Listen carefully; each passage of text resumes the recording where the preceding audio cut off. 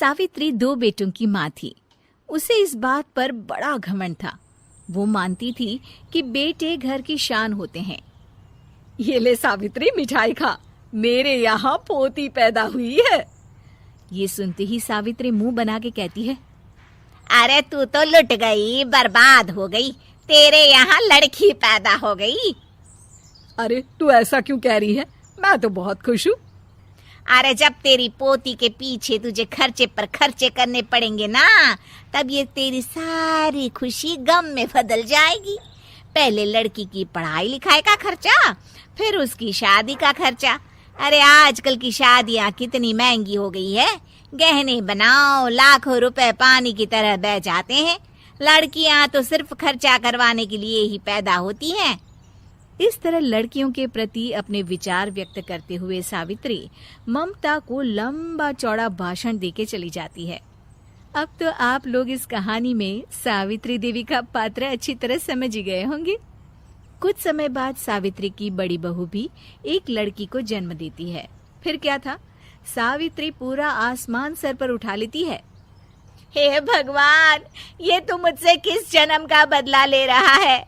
अरे मैं तो मंदिर में रोज आकर तुझसे कहती तो थी कि मुझे एक पोता चाहिए, और तूने मुझे पोती दे दी। इतनी मिठाइयाँ और प्रसाद चढ़ाने का क्या फायदा हुआ? तभी सावित्री की बहू निशा कहती है, क्या माँ जी, आप भी इतनी सी बात पर नाराज हो गई हैं? देखिए तो आपकी पोती कितनी सुंदर है, बिल्कुल आप पर गई है। अरे चुप कर, तुझे 9 महीने इतने महंगे महंगे काजू बादाम फल फ्रूट खिलाने का फायदा क्या हुआ? मेरे तो सारे पैसे बर्बाद हो गए। ये सुन सावित्री का बड़ा बेटा अजय कहता है, माँ, तुम सिर्फ नाम के लिए 2020 में रहती हो। असल में तुम्हारा दिमाग सैकड़ों साल पुरानी सोच रखता है। आज के जमाने में लड़का और लड़की में कौन फर्क करता है? मैं तो बहुत खुश हूँ कि भगवान ने मुझे लक्ष्मी के रूप में बेटी दी है। लेकिन सावित्री पर अजय की बातों का कोई असर नहीं होता। नालायक, अपनी पत्नी की जबान बोल रहा है। मेरा बड़ा बेटा तो हाथ से गया। लेकिन सावित्री देवी हार मानने वाली नहीं थी। वो पोते की चाह में अपने छोटे बेटे विजय की शादी करवा देती है। कुछ समय बाद आखिरकार वो दिन आ ही जाता है जब सावित्री की छोटी बहू गर्भवती हो जाती है। सावित्री इतनी खुश हो जाती है कि वो बच्चे के जन्म से पहले ही सारे मोहल्ले में ढिंढोरा पीटने लगती है। ये क्या सावित्री, तू तो पोते के जन्म से पहले ही मिठाई बांट रही है। पहले पोता पैदा तो होने दे, और फिर क्या पता अगर पोते की जगह पोती पैदा हो गई तो। ये सुन सावित्री चिढ़ जाती है। अरे अपनी काली जबान मत चला।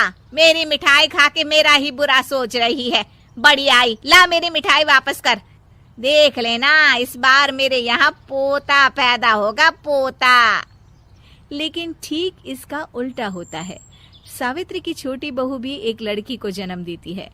सावित्री फिर से रोना धोना शुरू कर देती है और अपनी छोटी बहू को कोसते हुए भला बुरा कहने लगती है। देखते ही देखते ये सावित्री की रोज की आदत हो जाती है।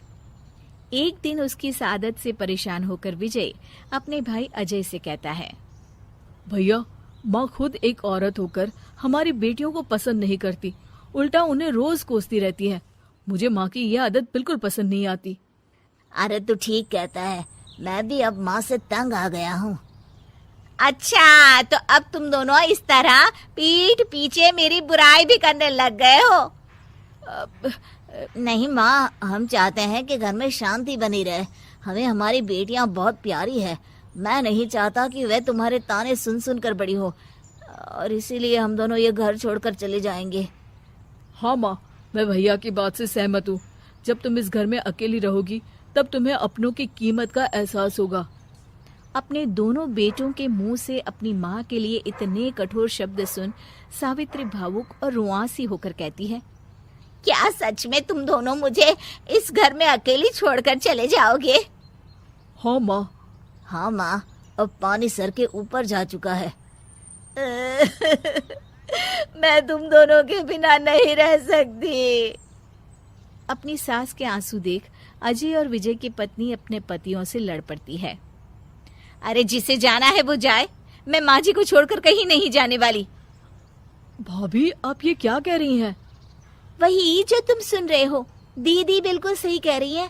हम बेटियों के संस्कार हमें सिखाते हैं कि सास माँ समान नहीं बल्कि माँ ही होती है और उस माँ की जिंदगी भर सेवा की जाती है।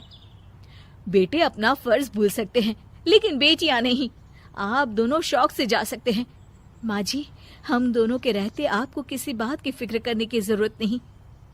फिर क्या था, सावित्री के ऊपर छाए बेटों के घमंड के बादल उसकी बेटी स्वरूप बहुओं के तेज के आगे आंसू के रूप में परिवर्तित होकर सावित्री की आंखों से बहने लगते हैं और वो उन दोनों को गले लगा लेती है।